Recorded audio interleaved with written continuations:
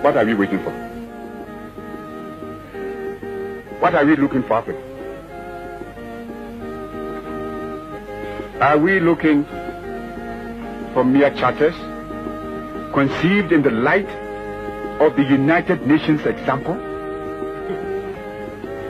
A type of United Nations organization whose decisions are framed on the basis of resolutions that in our experience have sometimes been ignored by member states, where groupings are formed and pressure developed in accordance with the interests of the groups concerned?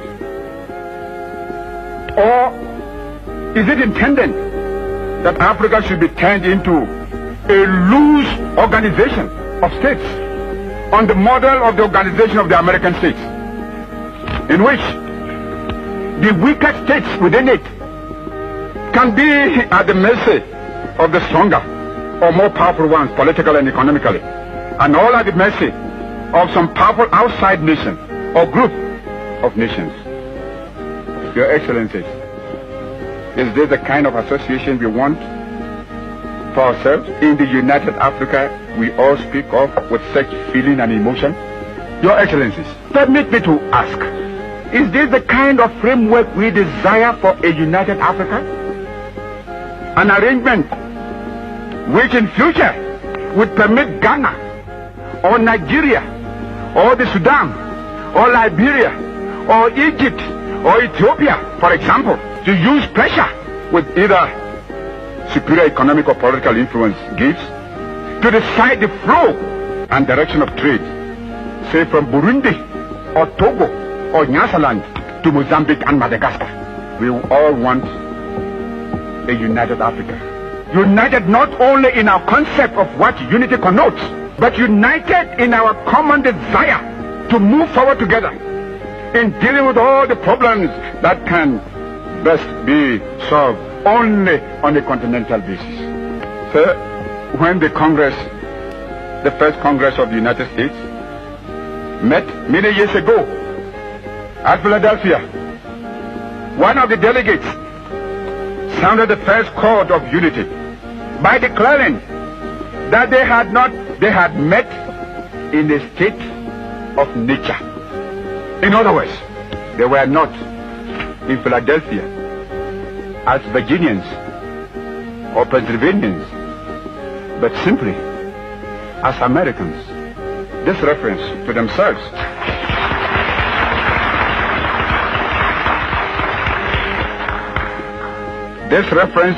as Americans was in those days a new and strange experience. But may I dare to assert, equally on this occasion, Your Excellencies, that we meet here today not as Ghanaians, Guineans, Egyptians, Algerians, Moroccans, Malians, Liberians, Congolese, or Nigerians, but as Africans.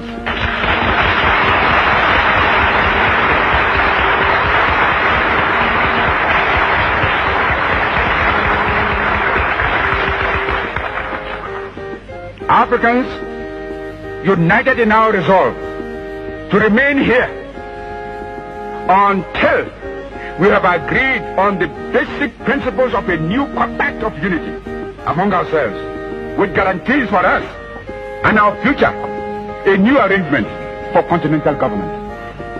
If we succeed in establishing a new set of principles as the basis of a new charter or statute for the establishment of a continental unit of Africa and the creation of social and political progress for our people, then, in my view, this conference should mark the end of our various groupings and regional blocs.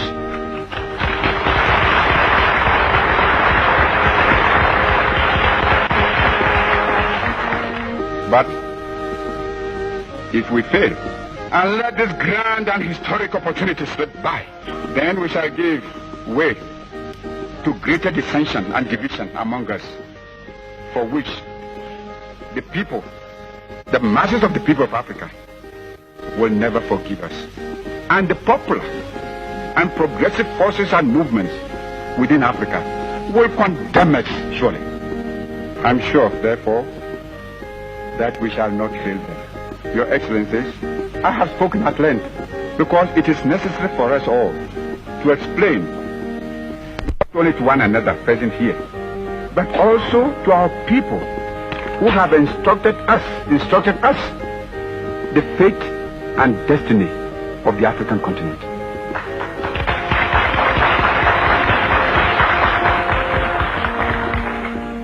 We must therefore not leave this place until we have set up an effective machinery for achieving African unity.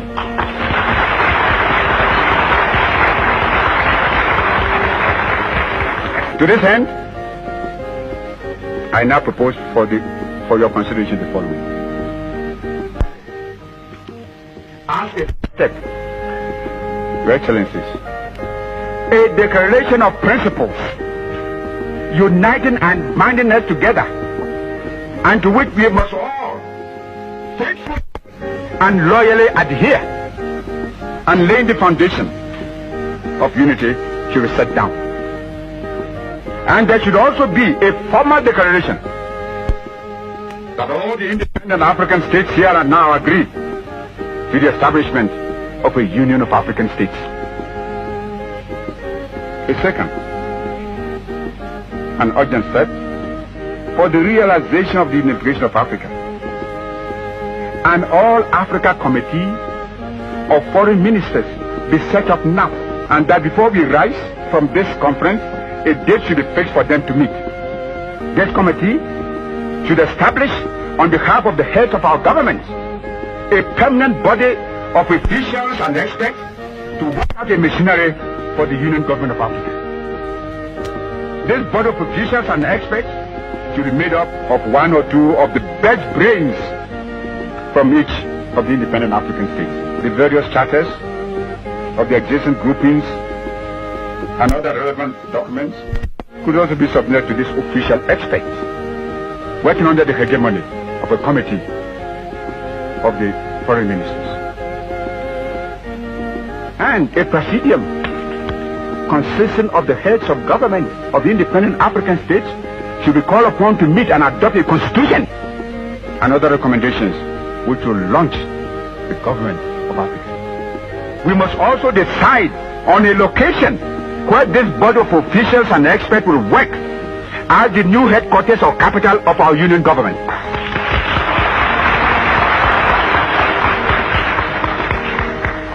Some central place in Africa might be the fairest suggestion.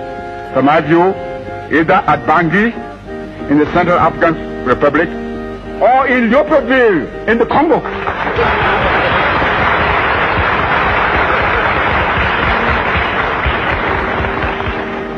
All the officials that will go there, and we shall support, they will work. My colleagues may have other proposals. The Committee of Foreign Ministers, officials and experts should be empowered, because we have no time, to establish, one, a commission to frame a constitution for the Union Government of African States. Two, a commission to work out a continent-wide plan for the united or common economic and industrial program for Africa. This plan should include, for setting up a common market for Africa, an African currency, African monetary zone, an African central bank, a continental communication system. Third, a commission to draw up details for common foreign policy and diplomacy. A commission to produce plans for a common system of defense.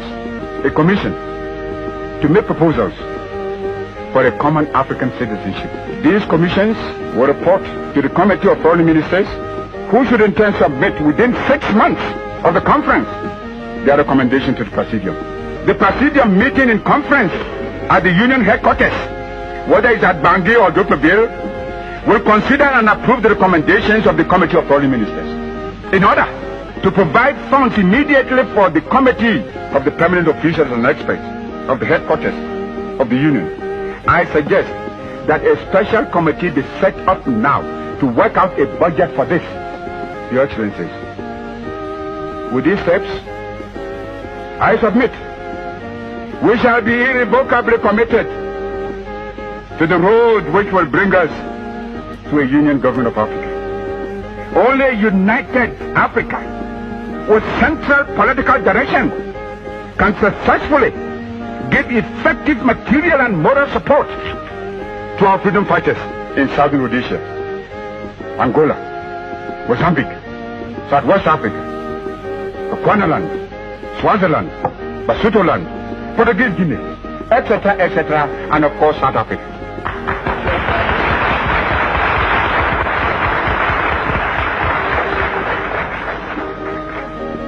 All Africa must be liberated now.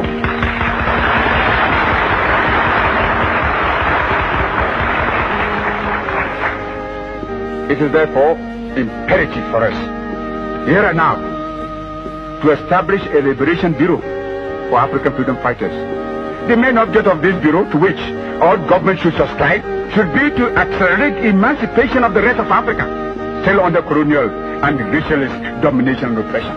It should be our joint responsibility to finance and support this bureau.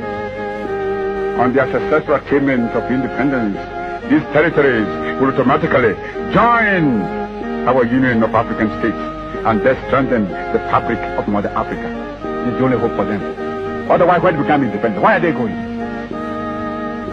We shall live here, having laid the foundation of our unity. Your Excellencies, nothing could be more fitting than that the unification of Africa should be born on the soil of a state which stood for centuries as a symbol of African independence.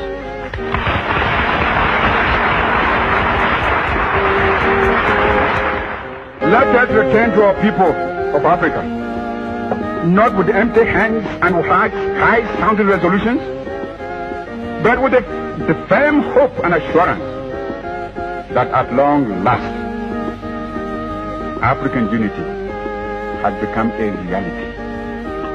What brought all of you here? We shall thus begin the triumphant march to the kingdom of the African personality and to a continent of prosperity and progress, of equality and justice, and of work and happiness. This shall be our victory. Victory within a continental government of a Union of African States. This victory would give our voice greater force in world affairs and enable us to throw our weight more forcibly on the side of peace.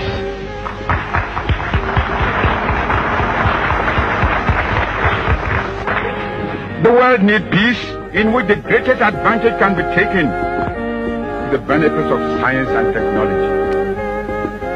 Many of the world's present ills are to be found in the insecurity and fear engendered by the threat of nuclear war. Especially, do we, the new nations, need peace in order to make our way into a life of economic and social well-being amid an atmosphere of insecurity and instability that will promote moral, cultural, and spiritual fulfillment. If we in Africa can achieve this example of a continent knit together in common policy and common purpose, we shall have made the finest possible contribution to that peace for which all men and women thirst today, and which will lift once and forever the deepening shadow of global destruction from mankind. Ethiopia shall stretch forth her hands unto God. Africa must unite.